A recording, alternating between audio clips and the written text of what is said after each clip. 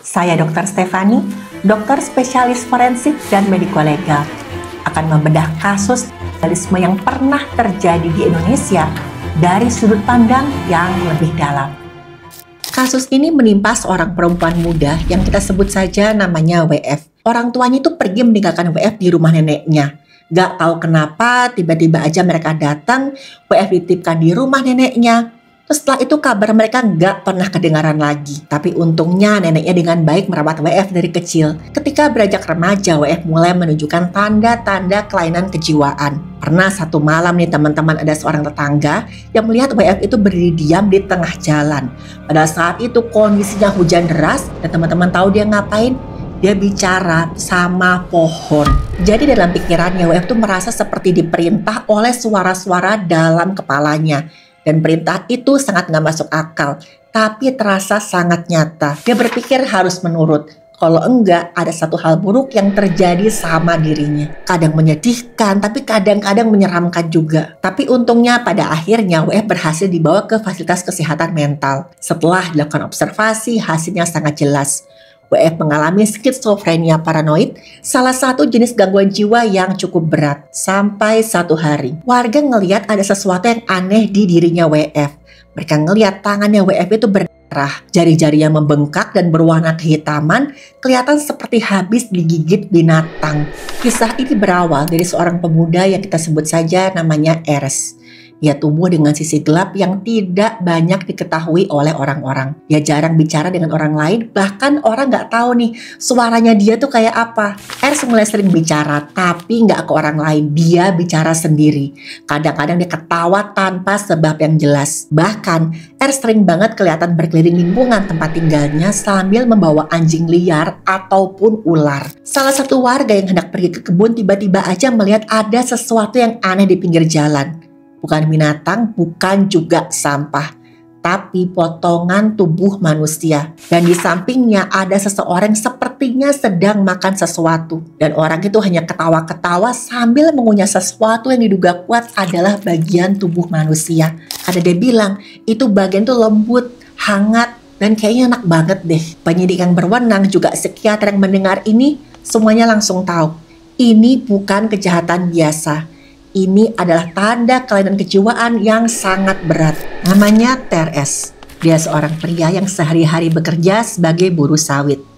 Teres tinggal di sebuah pohon kebun sawit milik majikannya selama 3 tahun. Sebelumnya Teres ini tinggalnya berpindah-pindah. Karena kehidupannya nggak terlalu berada. Bisa dikatakan Teres ini kesulitan secara ekonomi. Ini juga salah satu hal yang membuat pernikahannya Teres ini gagal. Sampai akhirnya mereka bercerai dan Teres pun masih hidup luntang-lantung. Sementara istrinya nggak tahu kemana. Teres hidup bersama anak laki-lakinya. Tapi yang membuatnya tetap semangat adalah anak laki-lakinya ini. Teres terus mencari pekerjaan sampai akhirnya dia mendapat pekerjaan di sebuah kebun sawit. Saat itu majikannya sangat baik. Diberikan pondok oleh majikannya untuk tempat tinggal. Awalnya kehidupan Teres ini memang jadi jauh lebih baik. Sayangnya kebahagiaan Teres ini tidak bertahan lama. Semua dimulai ketika Teres punya majikan baru. Masalahnya majikan barunya Teres ini orangnya sangat semena-mena. Bahkan Teres ini gak pernah lagi menerima gaji pokoknya. Dan gara-gara inilah beberapa hari sebelum insiden terjadi, warga mengaku melihat Teres semakin sering kelihatan murung. Suatu hari majikan Teres ini berjanji mau datang ke pondoknya untuk bawa sembako. Sebelum majikan ini datang, Teres meminta anaknya ini untuk tinggal sementara di rumah keluarganya. Singkat cerita akhirnya si majikan ini datang tapi nggak bawa sembako sama sekali. Majikannya ingkar, dia pura-pura lupa. Malah majikannya ini menyuruh Teres membeli makanan menggunakan uangnya Teres. Untuk membeli makanan, Teres ini harus berhutang dari warung ke warung. Tapi saat Teres berhasil membeli makanan ini, ketika dia sampai ke rumahnya, sang majikan bukannya terima kasih, dia malah mengatai Teres. Dia bilang, dasar bodoh, kamu kemana aja lama sekali. Dan Teres pun semakin memendam amarahnya. Setelah majikannya makan, sang majikan ini pun tidur di pondok Teres saking kekenyangannya. Setelah memastikan majikannya benar-benar sudah meninggal dunia, Teres langsung membuka celana majikannya. Dia potong penis majikannya itu. Dan setelah matang, Teres pun memakan potongan tersebut bersama nasi. Para pegawai kebun mulai curiga karena majikan mereka gak terlihat selama berhari-hari. Ditambah lagi saat itu teman-teman, bau busuk mulai muncul dari semak-semak. Para pegawai pun merasa ini aneh dan melaporkan hal ini ke pihak yang berwenang. Mereka kemudian langsung menggali sebuah tanah yang menjadi sumber bau busuk yang tercium. Sanalah pemandangan yang mengerikan terlihat. Dengan cepat pihak yang berwenang pun langsung mengetahui siapa pelaku tindakan mengerikan ini. Ini bukan pembunuhan biasa, tapi juga tindakan kannibalisme. Di balik sebuah rumah kontrakan sederhana yang ada di pinggiran terminal, hiduplah 3 orang yang sekilas lalu tampaknya hanya menjalani usaha warung soto. Mereka adalah pasangan suami istri yang kita sebut saja suaminya BS dan istrinya DA, serta ada seorang wanita yang inisialnya TN. Sekilas kehidupan mereka kelihatan biasa aja, tapi dalamnya ternyata tersimpan dendam, perselingkuhan, dan kekejaman.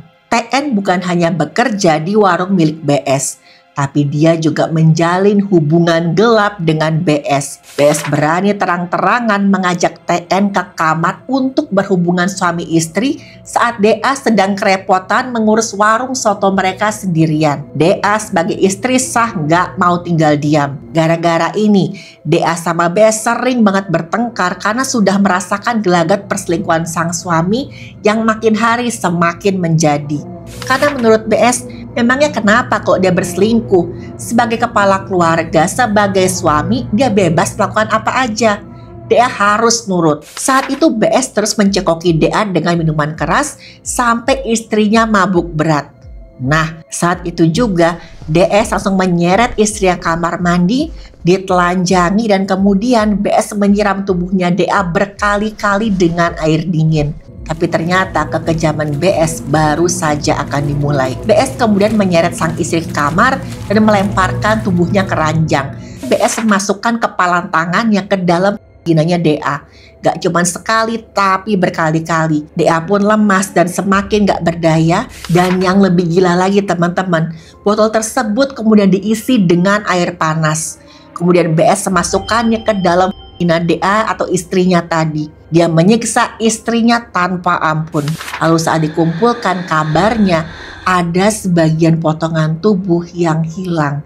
Gak tahu kemana. Waktu berita ini mulai tersebar luas, orang-orang yang biasa makan soto di warung milik BS dan DA, mereka semua sangat syok. Beberapa warga ada yang ketakutan.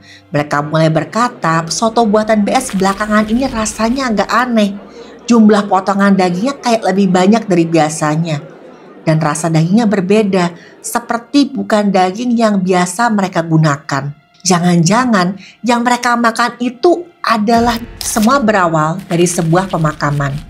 Ada seorang nenek yang baru saja dimakamkan di TPU setempat.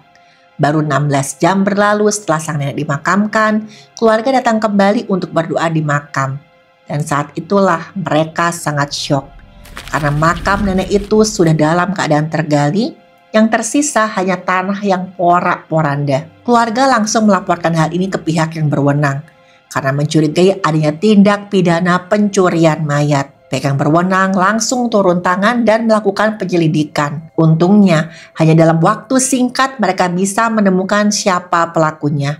SM, seorang pria sederhana, pekerjaannya petani, dikenal pendiam dan tinggal tidak jauh dari lokasi pemakaman. SM gak bisa membedakan antara keyakinan gaib dan juga kenyataan.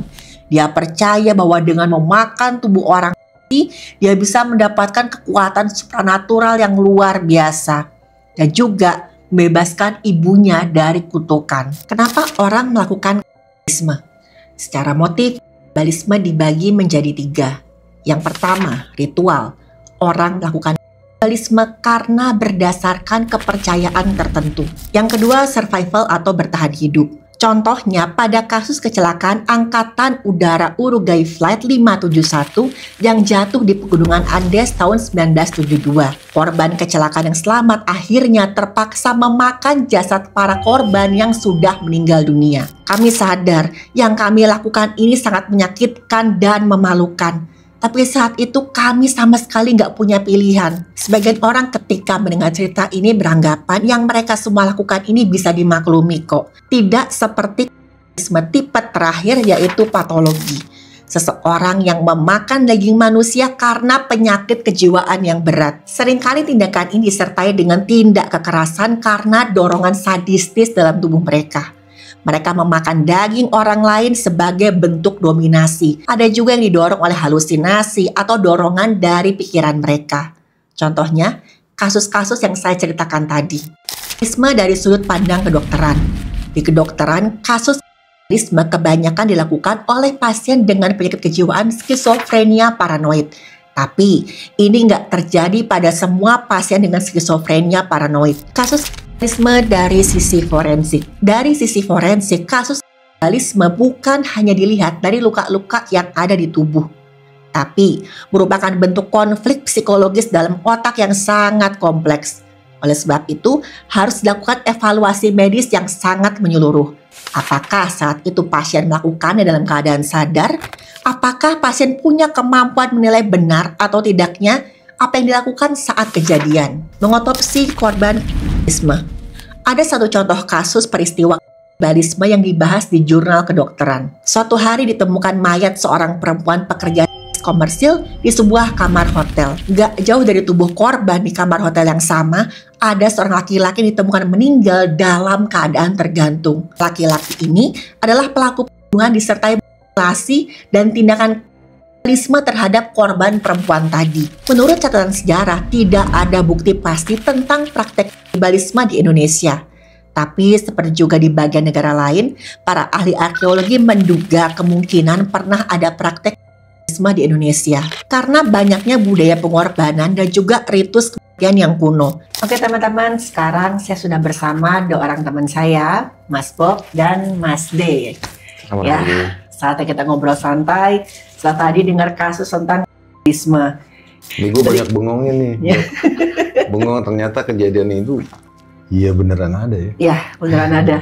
Saya mau mendengar suara-suara yang menyuruh saya buat makan orang ini. Ada suara-suara yang dia dengar gitu dong. Yes. Mungkin nggak dia tuh nganut aliran tertentu buat kepentingan dia hal apapun yang berkaitan dengan untuk keuntungan dia gitu. Beberapa saksi ngomong dia kan masih tetap jualan nih setelah ini sampai mayatnya ketemu. Jangan-jangan yang kita makan itu dagingnya si korban. Ada bagian tubuh yang hilang. Ya, gitu, dia mengincar jantungnya orang lain. Dia terobsesi untuk hidup abadi seperti mungkin Mas D tahu vampir. Iya. Ya. Tapi kan vampir ngisep darah dok biar dia abadinya masih. Oh sebenarnya dia ngisep darah juga. Oh gitu. Iya, dia ngelukai dirinya, dia minum sendiri, kadang-kadang sama temen yang sama-sama punya kepercayaan agak nyeleneh lah ini ya. Mereka juga sering melukai diri terus saling minum darah. Seseorang dibilang kanibal itu, apakah harus dia makan dagingnya atau dia masuk kategori juga seandainya dia meminum darahnya? Ada beberapa ritual yang memang salah satu syaratnya itu adalah organ manusia. Jadi mitosnya zaman dulu orang-orang itu ada yang melakukan hal seperti itu, tapi dengan level-level tertentu. Tapi sebenarnya kalau saya lihat ini Mas D ya, tadi kan Mas D sampaikan itu menjadi sesuatu ritual yang terkesannya itu wajib dia memakan sesuatu yang ada di dalam tubuh manusia itu kan dilakukan oleh orang-orang normal dong. Normal kan, tetapi secara